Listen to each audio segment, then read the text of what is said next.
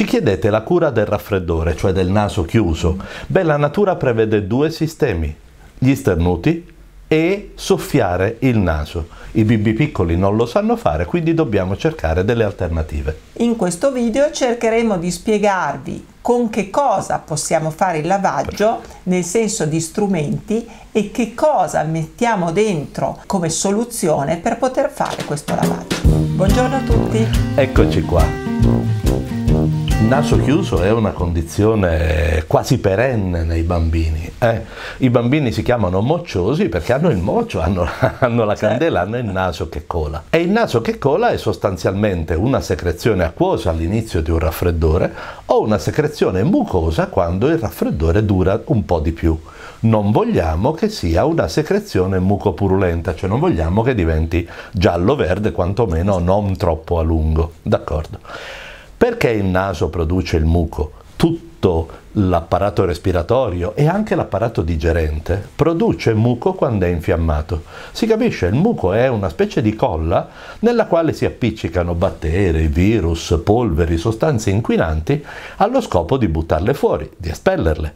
Quindi il muco è una cosa buona, è una trappola, è una carta moschicida per gli agenti esterni. Ma se resta lì diventa un allevamento di microbi. Quindi il nostro obiettivo, come facciamo noi adulti soffiando il naso, è quello di rimuoverlo dal naso per cercare di respirare meglio, ma soprattutto per togliere da lì tutti i microbi che altrimenti, se restano lì, si moltiplicano e possono dare un sacco di grane. Quindi obiettivo rimozione del muco. Esatto. È chiaro che quando noi vi chiediamo, magari ancora prima di farvi venire in ambulatorio, ma quello che esce dal naso è trasparente, è giallo-verde, è appiccicoso, vogliamo chiaramente capire a che punto siamo, no? E è sempre meglio partire a cercare di togliere questa secrezione quando è ancora trasparente o biancastra. Ok? Per quello che abbiamo appena finito di dire. Ora, il bimbo piccolo non si soffia il naso, dobbiamo intervenire noi e quindi vi diciamo di fare i lavaggi nasali.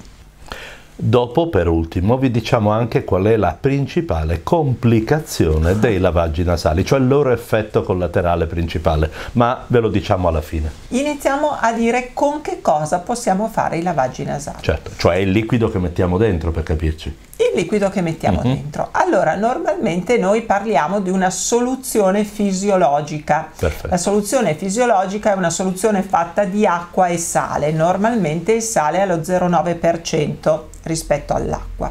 Non è un numero casuale. Questa concentrazione di acqua e sale allo 0,9% si chiama fisiologica perché in qualche modo ricalca la stessa concentrazione dei liquidi biologici. Se io metto una soluzione con lo stesso livello di sali di potere osmotico del siero a contatto con la mucosa, non succede nulla.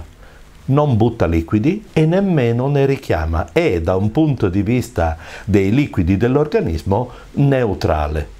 Diverso è se noi usiamo una soluzione più concentrata, con più sale. La soluzione con più sale è quella che noi chiamiamo ipertonica e normalmente la soluzione ipertonica che noi utilizziamo nei bambini è quella al 3%, cioè invece di essere allo 0,9% è al 3%.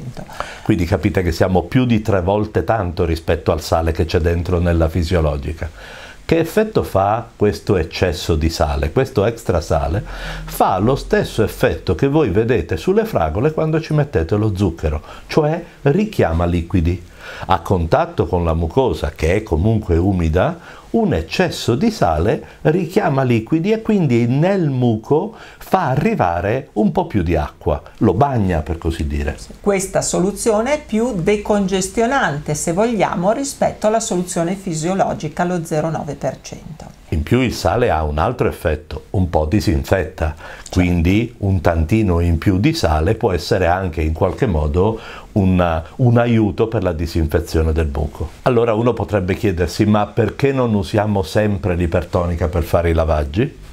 Beh, perché la soluzione ipertonica può essere irritante. Alla lunga sì, non possiamo andare avanti settimane lavando con la soluzione ipertonica, certo, ma per qualche giorno, soprattutto quando inizia a formarsi il muco molto colloso, è probabilmente meglio fare i lavaggi con la soluzione ipertonica rispetto alla soluzione fisiologica. Certo. Poi queste soluzioni, che sia isotonica, quindi fisiologica, o ipertonica, possiamo arricchirle, nel senso possiamo trovare in commercio delle soluzioni già arricchite anche con degli altri componenti, ad esempio con l'acido ialuronico, ad esempio con il bicarbonato, con l'argento proteinato. Con l'argento proteinato qual è lo scopo? Lo scopo è di aggiungere o sostanze disinfettanti, antimicrobiche, oppure sostanze che in qualche modo combattono la formazione del muco.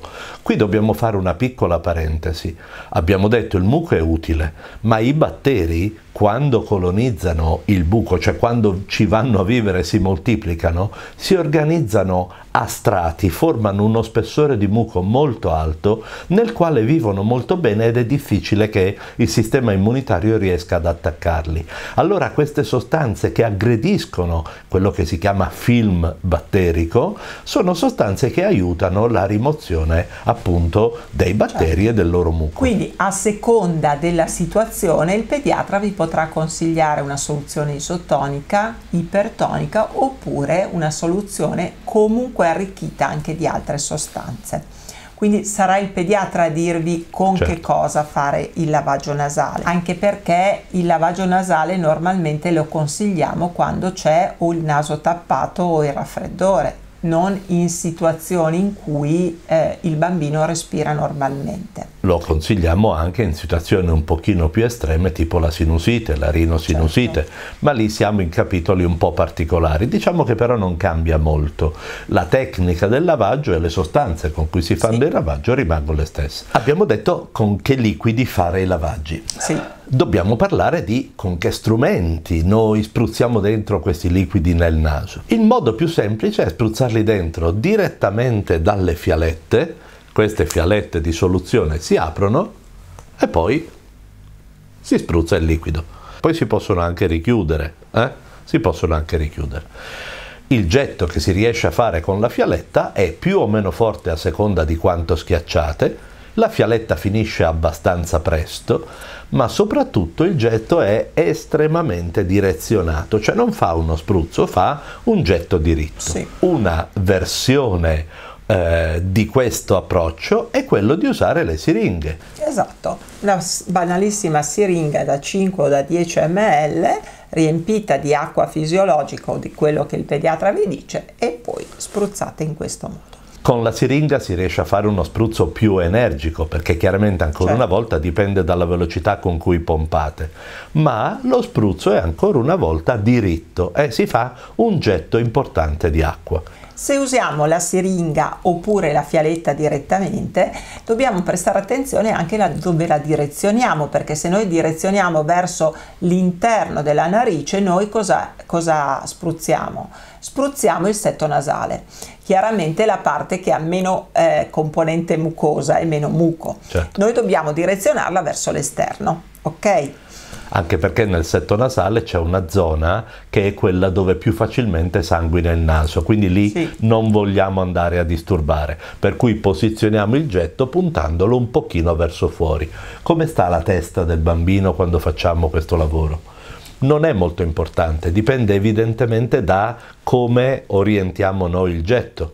Se il bambino è inclinato a testa indietro, noi siamo sicuri che il liquido gli cola fino in gola, però gli diamo anche più fastidio. Quindi un'alternativa è quello di metterlo di fianco, è quello di metterlo con la testa in avanti. Dovete solo stare attenti un po' a dove spruzzate, cioè verso dove spruzzate. È chiaro che la posizione del bambino dipende anche dall'età del bambino, perché se noi abbiamo un neonato la cosa più facile è veramente metterlo di fianco su un piano rigido. Se noi abbiamo un bambino anche che stia seduto da solo, quindi già 6-7 mesi, se lo mettiamo un po' inclinato in avanti con la testa inclinata è la cosa migliore, insomma, quindi questo dipenderà anche un pochino dall'età del bambino. Comunque, per ovviare alla difficoltà di beccare il getto diritto, di beccare la posizione perfetta, sono stati preparati dei dispositivi che realizzano uno spruzzo ampio. Ve li facciamo vedere. Ecco, vedete che hanno tipicamente questa forma, hanno una forma a cono che si adatta alla narice, quindi è fatto per essere messo dentro nel naso e poi per spruzzare. Il getto è un getto che viene direzionato appunto ad ampio raggio, quindi non dovete più preoccuparvi di dove spruzzate. Voi date una bella spruzzata sulla siringa e il dispositivo fa il resto. Certo. Il buono è che non dovete neanche preoccuparvi di fare troppo violentemente, perché comunque il sistema impedisce di esercitare una pressione eccessiva, quindi state anche più tranquilli rispetto allo spruzzo libero, al getto libero. Altri tipi di dispositivi sono quelli in cui la pressione viene esercitata dall'operatore, quindi dal genitore, si riempiono d'acqua e si può spruzzare come una pompetta o premere sul contenitore e anche quello fa fare lo spruzzo. Ecco, in questi bisogna prestare un po' più di attenzione. Per che ragione? Perché lo spruzzo eccessivo in un naso tappato può riflettersi sull'orecchio. Quindi, per esempio, una regola d'oro quando si fanno i lavaggi nasali è mai tappare dall'altra parte, cioè il naso deve essere libero, non si tappa dalla parte controlaterale, perché se state spruzzando e tenete tappato e il bambino piange, tutta questa pressione non può che sfogare verso le orecchie, quindi naso libero. C'è la possibilità anche di fare non un lavaggio a pressione positiva, ma un lavaggio a caduta. Utilizzare lo stesso contenitore, ad esempio, che abbiamo riempito della nostra soluzione, ma utilizzare un tubicino e cercare di farlo a caduta. Chiaramente questo è l'ugello che metteremo nella narice del nostro bambino. Più alziamo il nostro braccio, più andrà velocemente, più lo abbassiamo, più chiaramente la caduta sarà minore di liquido. Dobbiamo solo schiacciare la prima volta e poi regolare in base al nostro braccio. Questa tecnica è antica, si chiama Lota ed è una tecnica di lavaggio dolce. Ha un problema, un limite, richiede la collaborazione del bambino, quindi un bambino piccolo oppure un bambino grandetto che accetta di fare la manovra. Un bambino che dovete afferrare per fare il lavaggio chiaramente richiede una tecnica più veloce della tecnica a caduta. Poi ci sono dei dispositivi che non effettuano lo spruzzo, ma effettuano l'aspirazione. Allora abbiamo detto, l'aspirazione fatta con la pompetta può presentare qualche rischio in più. L'aspirazione fatta con questi dispositivi, in cui una parte va nel naso e l'altra parte è un boccaglio con cui la mamma e il papà aspirano, inspirano, quindi richiamano liquido, il liquido finisce in questa camera, il dispositivo è filtrato, quindi chiaramente non rischiate di respirare il muco del bambino. Applicando una pressione, una ispirazione più o meno intensa, si riesce a togliere il muco dal naso.